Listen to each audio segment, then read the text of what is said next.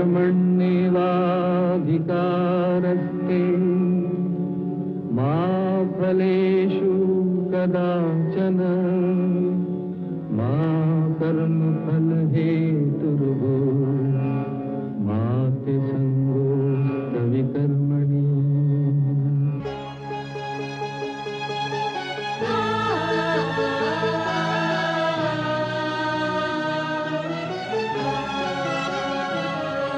ये औरत है कुदरत का अनमोल तोहफा, ये ममता का सागर मोहब्बत का दरिया है, हर नस्ल हर देश पर कर्ज इसका बनाया गया, त्याग को फर्ज इसका।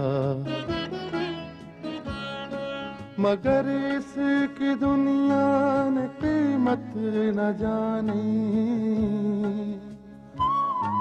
मगर इसकी दुनिया ने कीमत न जानी। अजब दास्तां है, अजब है कहानी।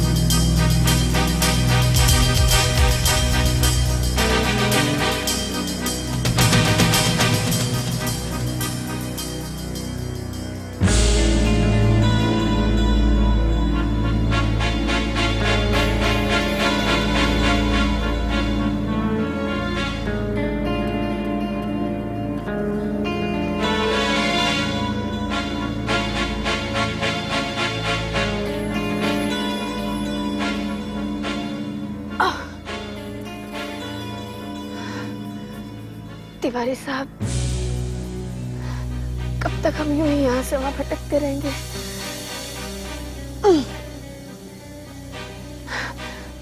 कभी ना कभी तो हमें एक गेस्ट हाउस भी चेंज करना पड़ेगा ना। अब देखिए, पुलिस हमें ढूंढती फिर रही है, चारों तरफ खतरा ही खतरा है। अब ऐसी हालत में हम ठाकुर साहब को भी कांटेक्ट नहीं कर सकते। अरे पर मोरनी, हम तो कामयाबी की मंजिल तक पहुंच ही गए थे, मगर न जाने ये कमबख्त प्रगति कहां से आ गई। सत्यानाश करके रख दिया उसने, कहीं का नहीं छोड़ा। लेकिन मैं उस कमीनी को छोड़ूंगा नहीं। वो एक ऐसा कांटा है जिसका रास्ते से निकलना बहुत जरूरी है। वो तो ठीक है तिवारी साहब, लेकिन अब हम करेंगे क्या?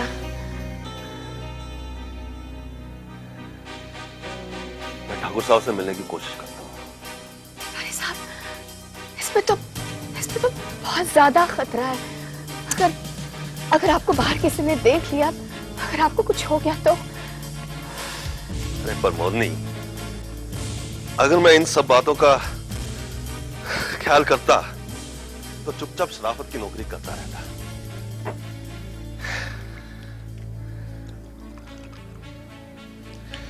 हमारी हालत ऐसे जानवर जैसी है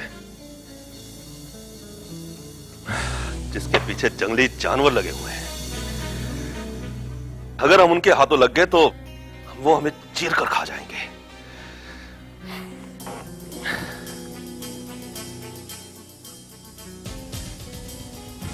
मुसीबत में अपना साया भी साथ नहीं देता। अगर ऐसे मौके पर ठाकुर साहब ने भी अपना हाथ हमारे सर से उठा लिया तो हम क्या करेंगे? क्या होगा? बेमौत मारे जाएंगे। लेकिन ऐसा होगा नहीं।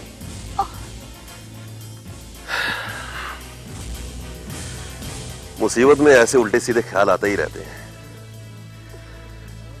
लेकिन तुम ये सब बातें सोचना छोड़ो, किसी डॉक्टर से कांटेक्ट करने की कोशिश करो और अपने जख्मों का मरहम पट्टी करवा लो, लेकिन सावधानी से जाना। हाँ, ठीक है। इस गेस्ट हाउस में हमें कोई पहचानता नहीं है। जब भी जाना अपना चेहरा छुपा कर जाना, वरना किसी ने पहचान लिया तो और मुसीबत आ जाएगी। मैं इस बात का ध्यान रखूंगी।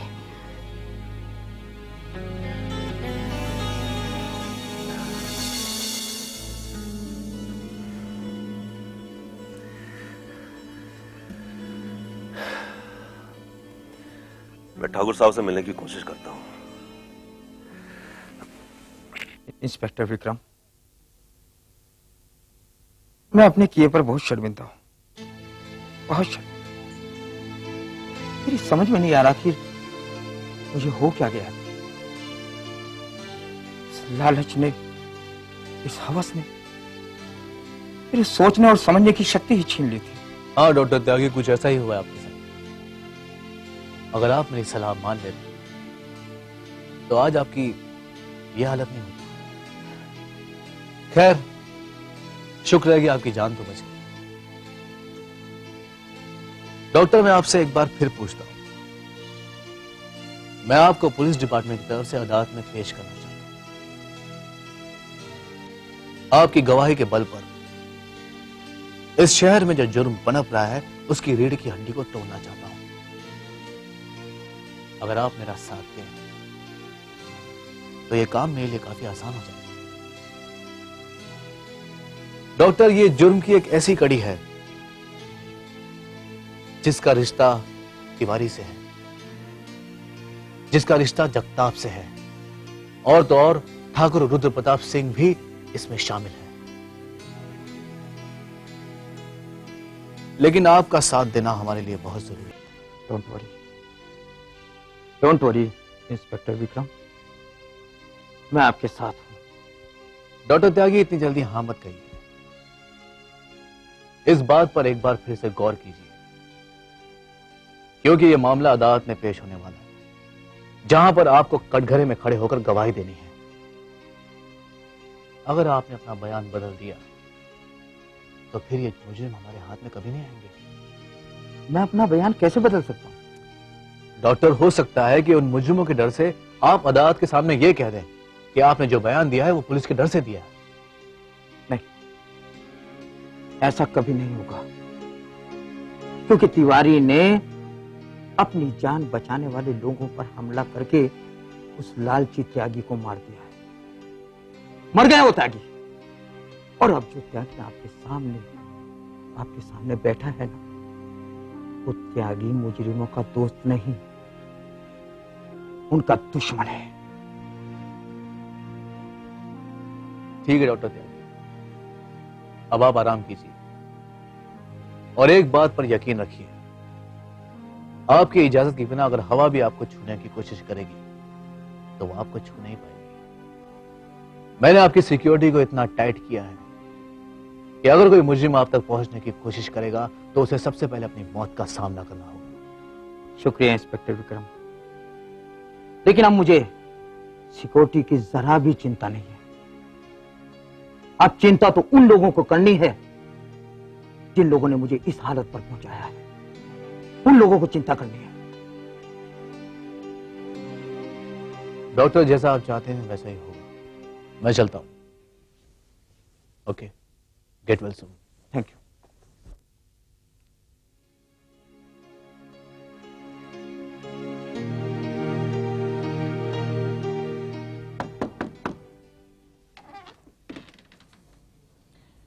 May I come in? अरे भाभी, आप आइए। How are you, Karan? I am fine. आप यहाँ पर बैठिए। नहीं करण, ये तुम्हारा ऑफिस है, तुम बैठो। No formalities. Thank you so much. और कहो, काम कैसे चल रहा है? काम तो बहुत अच्छा चल रहा है। आप मुझे ये बताइए कि आपको मेरे काम से शिकायत तो नहीं? नहीं, मुझे तो कोई शिकायत नहीं है, लेकिन मैंने सुना है कि कई लोगों की सीनों पर सांप लौट रहे हैं। हाँ भाभी, जो बात आप कह रही हैं शायद वो सही हो, क्योंकि जहां तक इन लोगों का ताल्लुक है, ये लोग मुझसे चिढ़े हुए हैं। लोगों के साथ रहते रहते एक अजीब सी घुटन मैं महसूस कर रहा था। मुझे ऐसा लग रहा था जैसे मैं किसी पिंजरे में कैद हूं। इसलिए मैंने उस पिंजरे को तोड़ दिया और मैं बाहर आ गया। इस पर उन लोगों का जलना नाजायज नहीं बल्कि जायज बात है मेरी नजरों में। और फिर एक बुरी आदत भी तो है मेरी। बुरी आदत? हाँ भाभी, एक बुरी आदत है मेरी। एक बार जिस रास्ते पर चल पड़ता हूं वहां से कभी पीछे मुड़कर नहीं देखता। करण, अब तो मुझे तुमसे डर लगने लगा है। आपको मुझसे डर लगने लगा? क्यों? करण, कहीं ऐसा ना हो कि जिस रास्ते पे हम चल रहे हैं उस पर चलते चलते तुम आगे निकल जाओ और मैं ही पीछे रह जाऊं। नहीं भाभी, ऐसा कभी नहीं होगा। सारी जिंदगी मैं आपके पीछे पीछे चलता रहूंगा। पीछे पीछे क्यों? कुछ ऐसा नहीं हो सकता कि हम दोनों साथ साथ कदम से कदम मिलाकर चलें?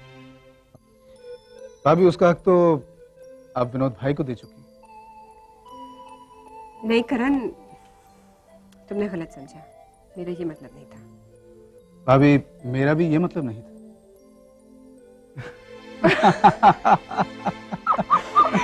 ओके।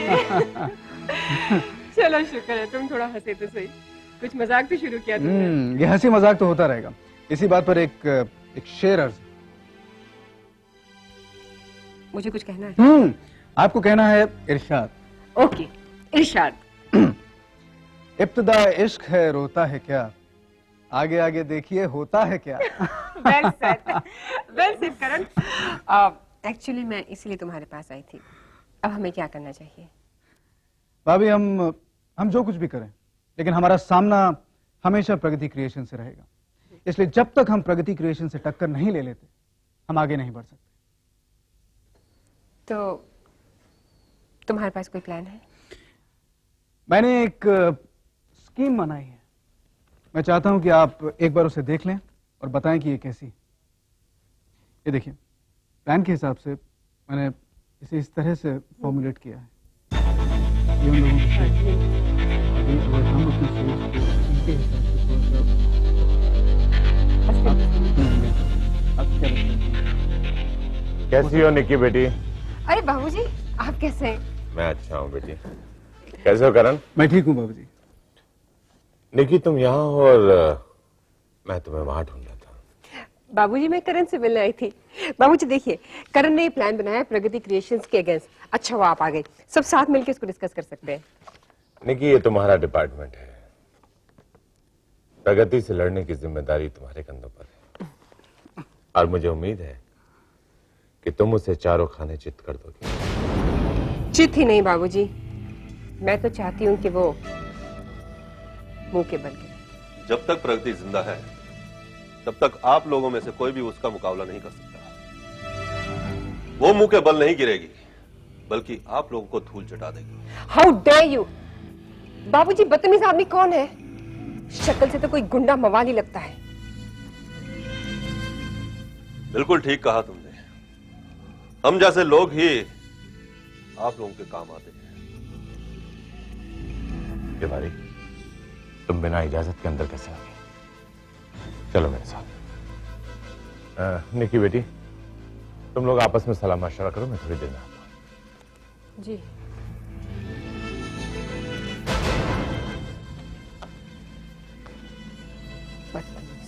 तिवारी, मैंने तुमसे कितनी बार कहा है कि तुम यहां मत आया करो, और अगर दोबारा यहां आए तो मैं खुद तुम्हें पुलिस के हवाले कर दूंगा। मैं क्या करता ठाकुर साहब, मेरा आपसे मिलना बहुत जरूरी था। लेकिन मैं तुम जैसे लोगों के साथ कोई मेलजोल नहीं रखना चाहता हूं। ये आप क्या कह रहे हैं ठाकुर साहब? मैं बिल्कुल ठीक कह रहा हूं। आज तक मैंने तुम्हें जितने भी काम सौंपे हैं उसमें से एक काम भी पूरा नहीं किया है। मनाली का खतरा अब भी मेरे सर पे मंडरा रहा है, और अब ये दूसरा खतरा मेरे सामने आके खड़ा हो गया है, डॉक्टर त्यागी का। ठाकुर साहब, ये सब खतरे तो मामूली हैं। मैं तो इन सब खतरों की जड़ को ही मिटा देना चाहता हूं, और वो जड़ है प्रगति। इसलिए मैं आपके पास आया था। ठीक है, इस बारे में मैं सोचूंगा। जरूर सोचिए ठाकुर साहब। अच्छा, कुछ रुपए चाहिए थे मुझे। मैं तुम्हें कोई रुपए नहीं दूंगा। पहले काम फिर दाम। इससे पहले भी मैं तुम्हें बहुत ज्यादा रुपए दे चुका हूं। अब कोई रुपए नहीं मिलेंगे। ठाकुर साहब, मैं बहुत मुसीबत में, बहुत बुरी हालत है मेरी। अगर आपने इस वक्त मेरी मदद ना की तो क्या करोगे तुम? आपको बहुत पछताना पड़ेगा ठाकुर साहब। अच्छा, तुम मुझे धमकी दे रहे हो? ठाकुर साहब, मैं धमकी नहीं दे रहा। मैं जानता हूं जो मैं कह रहा हूं वो आप जरूर करेंगे। तिवारी, तुम कहां रह रहे हो आज? मैं ममता नगर के सोनाली गेस्ट हाउस में रह रहा हूं। ठीक, अभी तुम जाओ, तुम्हारे पैसे मैं वहीं भिजवा दूंगा। शुक्रिया ठाकुर साहब।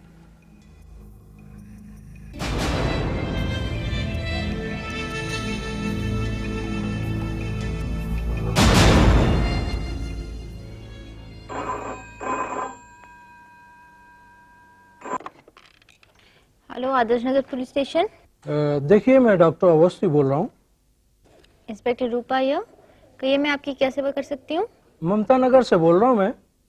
अभी थोड़ी देर पहले मेरी डिस्पेंसरी में एक औरत मरहम पट्टी के लिए आई थी।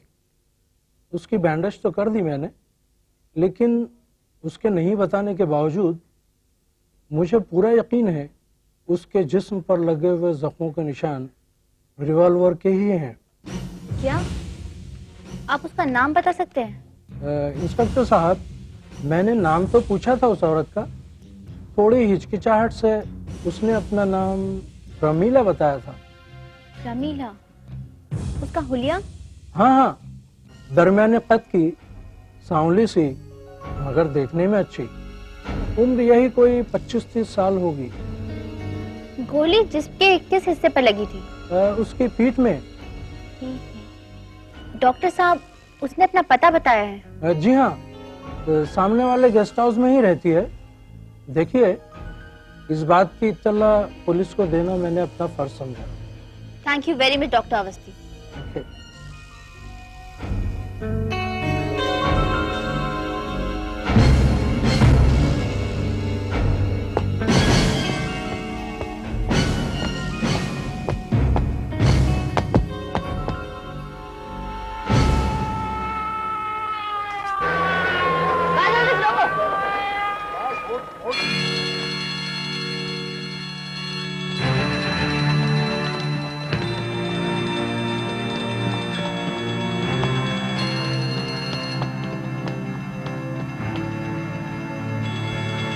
तिवारी,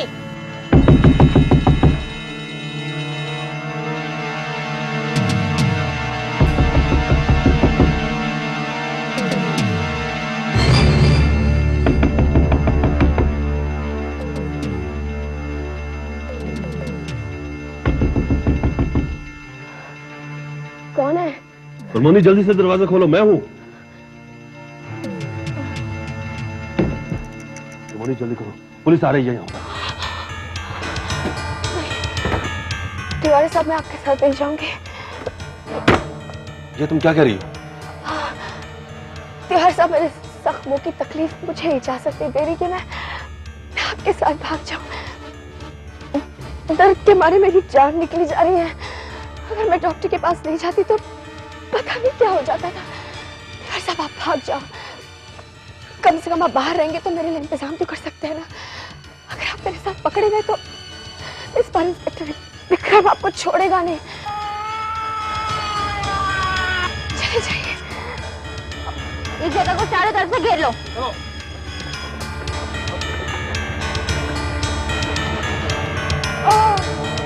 अच्छा, तुम अपना ख्याल रखना। हाँ, जाइए। दरवाजा खोलो, खोलो दरवाजा। तिवारी, हमें पता तुम अंदर हो। दरवाजा खोलो, नहीं तो तोड़ना पड़ेगा। तोड़ दो।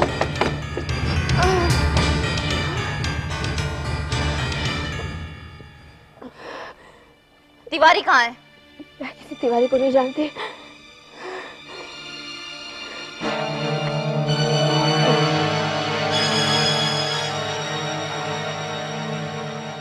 है वो भाग गया। तुम लोग उसका पीछा करो, अभी दूर नहीं पहुंचा होगा। जाओ।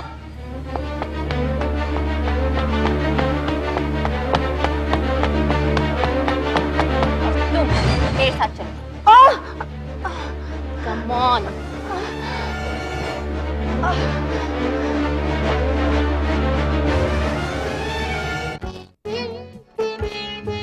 है दुनिया में इंसाफ की ये निशानी, अजब दास्तां है, अजब है कहानी।